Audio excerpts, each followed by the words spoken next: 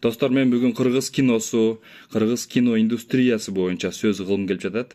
Негизи мен жеке өзүм кино көргөндө абдан адегенде анализдеп, ошол критиктердин бир отзывдарын окуп, анан кийин ошо бир убакыт бөлүп туруп анан көрөм. Анткени ушу жумушка байланыштуу өтө убактым аз кино көргөнгө. Аны ушул Голливуддун эң алдыңкы видеолорун, ушу Голливуд өзү кино индустрия боюнча чемпион болгондуктан, эң мындай атактуу режиссерлордун, бир актерлордун кинолорун көрбөсөм эле, башка кинолорду көрбөймүн да. Бирок акыркы убакыттарда ушу абдан көп жарандарыбыз кинотеатрлардын афишаларында да карап атабыз, байкап атабыз. Ушу көп жарандарыбыз кыргыз киносуна көрүп баштады. Анан бүгүн мен өзүм атайын ушундай бир кызыктуу болуп, Аяш деген кинону көрүп чыктым. Ошо негизинде өзүмдүн оюмду бөлүшүп коеюн дедим да. Аяш 3-чүнү көрүп, баары жактырып, аябай көп киши барып атат. Анан ошо 1-чи Аяшты бүгүн атайын көрдүм. Көргөндө дагы этномедиа деген бир тиркемени жүктөп алып көрдүм да.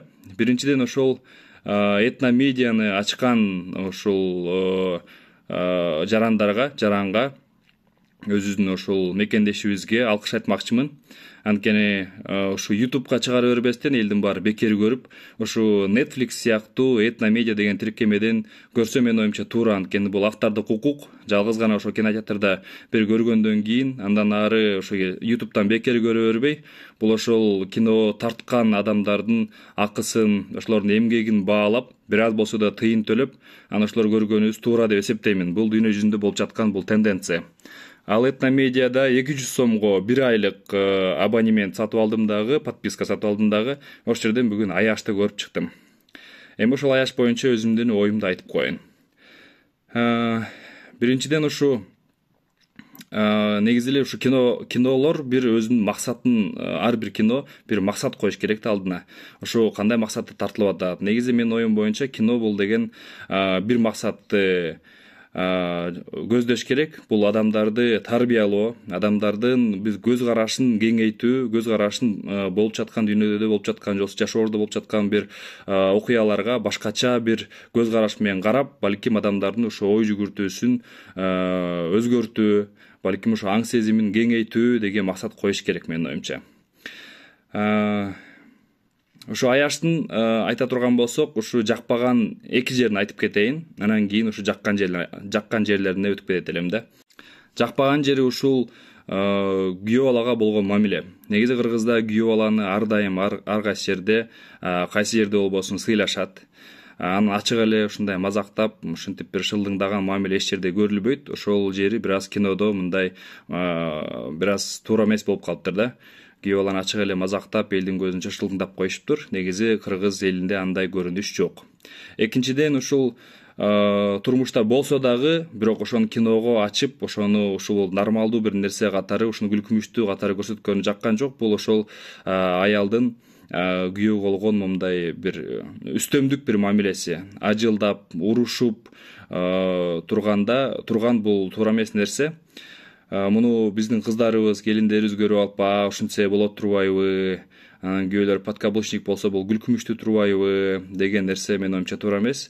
Ошо көп биздин коомдогу маселелердин баары, көптөгөн ошол проблемалар ошо эркектердин алсыздыгынан, эркектердин ошо үй бүлөсүндө жана ошо турмуштагы ар кандай жагдайларда жоопкерчиликти өзүнө албай, аялга тыштап коюп, эркек алсыз болуп, аял күчтүү болуп, анан көп маселелердин чечилбей жатканы ошондо жатат.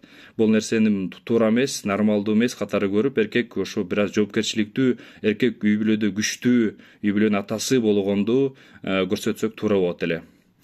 Эми бул тамаша катары тартылган нерсе, муну макул деп көз жумуп коелу. Эми жаккан жерлери бир топ эле көп. Муну өзүм баракка жазып алдым, ушуну айтып кетейин. Адегенде ушу Кыргызстандын жаратылышын абдан сонун көрсөтүптүр. Бишкектен ушу көлгө жеткичекти, жолду, ушу жаратылышты дагы бир жолу сонун ракурстардан тартыптыр дагы. Абдан кооз керемет жерлерибизди көрсөтүп кетиптир. Муну өзүбүз эле эмес, ошо башка жарандар көрсө дагы Кыргызстандын жаратылышына суктана турчу, суктанган бир жерлерин тартышыптыр. Экинчиден бул сценарий өтө оор тартылган, ар бир сценасы, ар бир диалог абдан терең ойлонулуп, абдан терең анализделип, даярдалып туруп тартылган экен. Буга алкыш, режиссерго алкыш айтат элем бунун үчүн. Үчүнчүдөн актёрдук ушу мастерство, актёрдук ушу кесипкөйлүк, ошо балдар ушул атайлап актёрлук бир окуусун окубай туруп эле ушу тамашоодон чыккан балдар ушундай сонун ойношуптур. Буга дагы чоң алкыш. Негизи таланттуу жигиттер көп биздин, жигиттер, кыздар көп биздин коомдо. Үй бүлөлүк психологияны абдан жакшы чагылдырышыптыр. Ошол бала тарбиялоодо аны бир жөн эле бир кандай айтсам, эрки жок, бир өз ою жок бир бала катары тарбиялабай, ушу кичинекей чагынан баштап эле бир өзүнчө бир инсан, өзүнчө бир личность катары карашканына ошого дагы баа бердим. Ал дагы абдан туура нерсе. Анан эң негизгиси бул жерде ушу жалаң эле ушу аялдарды көпчүлүк ушу окуяларда, көпчүлүк ушу турмуштагы катаачылыктарда күнөөлөй бербей, эркектер ушу күнөөнү дагы өзүнө алганы ушу кинодо көрсөтүптүр. Мисалы үчүн жанагы Бакыт келинчеги менен ойногон ушу пара көптөн бери ушу балалуу боло албай, анан ошо жалгыз гана ошо аялдан күнөөнү издей берип, эркек болсо ошону аялдын күнөөлөп, өзүндөн ката издебей, ошону жүргөндү чагылдырышыптыр. Болбосо статистикада көпчүлүк учурда ушу эгерде үй бүлө балалуу болбой жатса, бул ошол эркектен да кетип жатканы азыркы учурда бул медициналык далил. Анан ошол эле убакта аялдар канчалык чыдамдуу, канчалык ушу көп нерсеге өзүнүн ушу жертвага барганын дагы айтышыптыр, көрсөтүшүптүр. Бул дагы абдан чоң бир тарбиялык нерсе болуптур. Негизи эле ушу фильмдин тарбиялык маанилиси абдан сонун экен. Ушу үйлөнүү бул жеңил нерсе, бирок ошо жашап кетүү бир оор нерсе экенин дагы айтышыптыр дагы. Анан жөнөкөй эле болор болбос нерсеге ажырашам дей берген туура эмес экенин дагы белгилеп кетишиптир да. Анын ушунун баарын эске алып, мен төмөнкү бир тыянакка келип чыктым. Биз ушу кыргыз киносун колдошубуз керек экен. Жалаң гана ошо башка чет өлкөнүн кинолорун көрө бербей, өзүнүн кинолорду колдойлу деген бир чечимге келдим. Анткени эки логика бар бул жерде. Кыргыз киносун мисалы үчүн көрбөй койгондордун логикасы мындай болушу мүмкүн.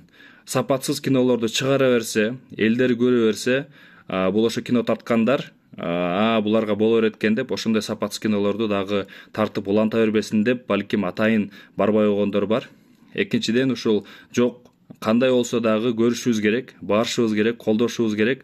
Ошо биринчи кино сапатсыз болсо дагы ошондон акча таап, экинчи сапаттуураак кинону тартсын деген бир логика менен биз кыргыз киносун колдоп турсак, бара-бара ушу Союз доорунда кандай сонун кинолор тартылса, ушу Болот Шамшиевдин мисалы үчүн кинолору сыяктуу тартылса, ошондой дагы деңгээлге келет деген ойдо болушубуз керек. Ушу экинчи логиканы карманышыбыз керек дагы, кыргыз киносун колдоп туралы, урматтуу жарандар.